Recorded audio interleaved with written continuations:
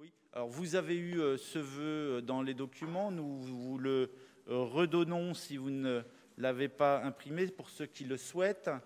Et Daniel, si tu peux nous en faire la présentation. Donc je vais vous présenter ce vœu en mettant beaucoup de conviction dans ma lecture. Donc c'est un vœu du groupe Guyancourt pour tous 2020 et Décidons ensemble à Guyancourt. Bien que la santé ne soit pas une compétence obligatoire pour les communes, nous avons néanmoins choisi de la placer au cœur de nos politiques publiques. Notre action municipale a été saluée par l'Organisation mondiale de la santé, qui nous a attribué le label Ville Santé.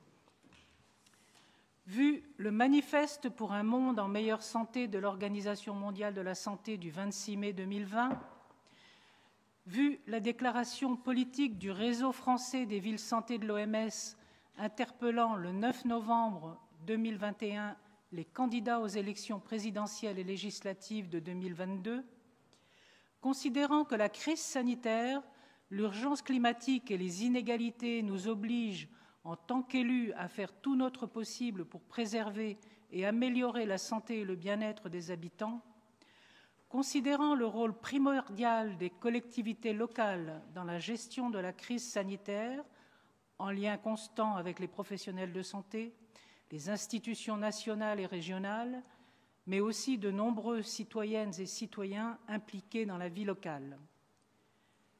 La ville de Guyancourt, avec les autres membres du réseau français des villes santé de l'OMS, interpelle les candidats aux élections présidentielles et législatives de 2022 afin que la santé soit intégrée au cœur des débats et de leur programme de travail. Nous les enjoignons à travailler autour des axes suivants. Investir dans une politique de santé pour toutes et tous et intégrer la santé comme priorité dans tous les champs de l'action publique. Mener une politique active d'accessibilité de l'offre de soins, de prévention et promotion en intégrant la réduction des fractures et inégalités sociales et territoriales de santé. Agir urgemment du local au global pour répondre aux enjeux environnementaux, limiter l'impact du changement climatique et s'y adapter. Reconnaître à un niveau institutionnel les villes et intercommunalités qui agissent en cheville ouvrière de proximité d'un système de santé global. Permettre un accès universel à la vaccination en France et à l'échelle mondiale. Merci.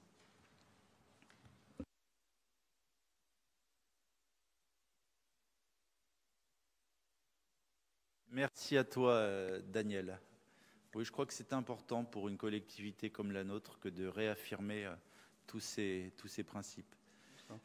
Je voulais vous remercier de nous avoir transmis ce vœu bien en amont.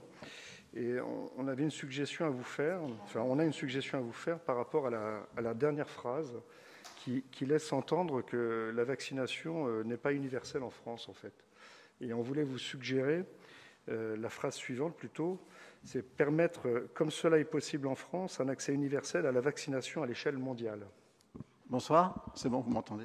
Ouais, j'ai aussi tiqué sur cette dernière phrase, en fait, en quoi elle n'est pas universelle, l'accès à la vaccination aujourd'hui en France? Je vous rappelle, et vous l'avez eu, je crois, sauf erreur de ma part, mais je peux me tromper, que ce vœu est lié à un appel global du réseau des villes OMS, effectivement. Alors, est-ce qu'il n'est pas considéré comme universel parce qu'il y a des tranches d'âge exclues, par exemple? Je ne sais pas. Est-ce que c'est ça l'idée?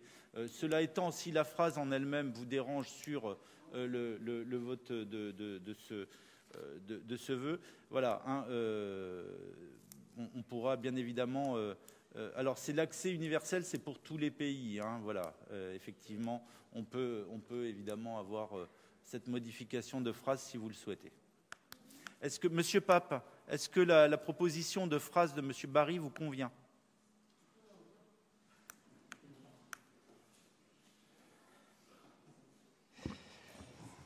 Alors, la proposition, c'est permettre, comme cela est possible en France, un accès universel à la vaccination à l'échelle mondiale. Alors, encore une fois, je reprends la phrase que nous avons reprise dans le vœu qui vous est proposé et à la lettre près la phrase qui est dans le texte des villes santé OMS. Hein. On ne l'a pas modifiée. Elle est telle quelle dans cet appel. Hein. Voilà. Alors, peut-être y a-t-il des subtilités que nous ne voyons pas ce soir, je ne sais pas. C'est vrai que je ne vais pas me lancer sur un débat sur la vaccination avec vous, Monsieur Pape. Ça, c'est certain. Voilà, je ne vais pas me permettre, d'accord? Mais encore une fois, sachez que cette phrase, elle est exactement celle qui figure sur le document. Voilà. Voilà. Alors, peut-être y a-t-il des subtilités, je ne sais pas. Voilà. Aujourd'hui, elle est universelle, accessible à tous. Est-ce qu'elle le sera toujours? C'est peut-être entériner, le marquer et renforcer le fait qu'aujourd'hui, elle est universelle et qu'elle doit le rester. Est-ce que c'est parce qu'il y a des difficultés parfois à avoir accès à la vaccination? Je ne sais pas. Est-ce que c'est probablement ce message-là qui est passé à travers cette formulation? Est-ce que cela vous dérange totalement ou voilà, par rapport... c'est vrai qu'il est un petit peu délicat de modifier le texte d'origine, encore une fois. Voilà. Je vous rappelle que nous faisons partie de ce réseau. Hein, voilà. Et probablement qu'il y a une explication. Alors cela étant sur l'analyse sémantique, peut-être pourra-t-on interroger à ce moment-là hein, et vous donner... Oui, Daniel, tu souhaitais intervenir? Oui, je peux dire un petit mot, puisque je faisais partie des participants. Enfin, j'étais participante au colloque du 9 novembre. Et le vœu, il a été lu à la fin du colloque pour que chaque ville puisse le porter auprès de sa communauté. Donc, il n'y a pas eu... On n'est pas revenu sur la rédaction du vœu qui avait été rédigé donc en bureau par les villes qui font partie du bureau du réseau Ville Santé OMS. On n'est pas revenu sur la syntaxe et sur le vocabulaire. Donc c'est vrai que eux, bureau, ils l'ont écrit de cette façon-là. Et on l'a repris. Ce que je vous propose, je te mandate officiellement, Daniel, d'accord, pour avoir les informations sur la sémantique de cette phrase et de nous apporter à l'occasion voilà, l'explication qui pourrait. Voilà. Mais encore une fois, je pense qu'il est délicat de modifier le. Ali, ensuite Roger. Juste pour dire que je suis d'accord avec mes collègues M. Barry et M. Pape. Pour autant, en fait, cette phrase, elle ne remet pas en cause finalement le fait que ça soit universel en France. Et tant mieux, je suis assez en phase avec Richard qui dit « elle l'est peut-être aujourd'hui ». Qui sait qui pourrait nous certifier qu'elle le sera tout le temps pour tout le monde en France si demain il faut se faire une 4e, puis une 5e, puis je ne sais quelle dose. Donc c'est bien de décrire, permettre un accès universel à la vaccination en France et à l'échelle mondiale parce que c'est toujours bien de marteler qu'elle doit le rester, en tout cas si elle l'est déjà. Je réédite, hein, nous demanderons collectivement, nous mandatons Daniel hein, pour aller explorer. Elle s'en fera un vrai plaisir. Roger. Oui, mon intervention n'est peut-être pas nécessaire parce que, monsieur le maire, tu m'as sorti le mot où je disais que c'est un problème de sémantique. Mais oui, tu l'as dit avant moi. Mais qui a probablement une explication. Voilà. Et en plus la France, c'est peut-être pour aussi renforcer le caractère universel de l'action. C'est pour ça qu'on a dit aussi la France. C'est pour renforcer le caractère universel, peut-être. Voilà. Richard. Une petite remarque, parce que le diable se glisse quand même dans les détails, même si c'est de la sémantique. Même aujourd'hui, je ne suis pas sûr que tous les territoires soient égaux face à la vaccination. Il y a des territoires, on peut penser à des départements d'Île-de-France situés plus au nord de Paris, pour lesquels la vaccination a été difficile et était difficile pour trouver des doses et pour que tout le monde puisse accéder facilement. Quand on ne prend des rendez-vous que sur Doctolib, la fracture numérique a aussi son enjeu, a aussi son rôle là-dedans, et je pense que des gens qui ne sont pas à l'aise avec le numérique, il est difficile, la vaccination n'est pas universelle pour eux.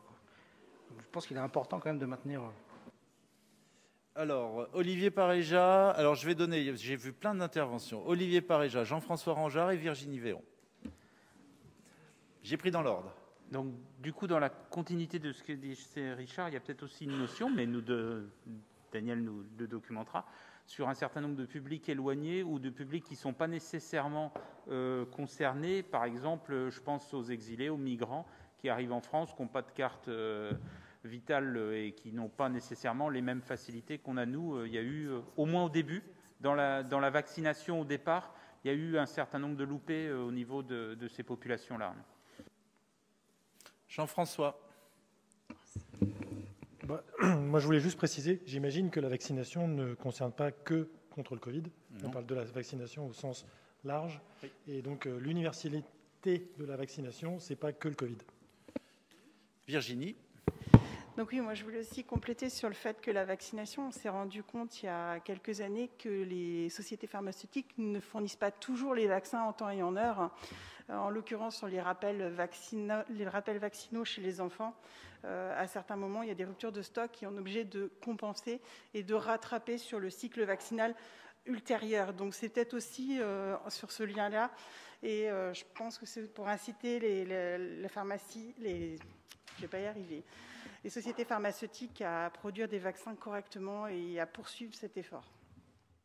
Vos hypothèses collectives commencent à dessiner peut-être un début de réponse, mais je vous propose de mandater Daniel Viala, voilà, pour que par la suite elle aille faire ces vérifications.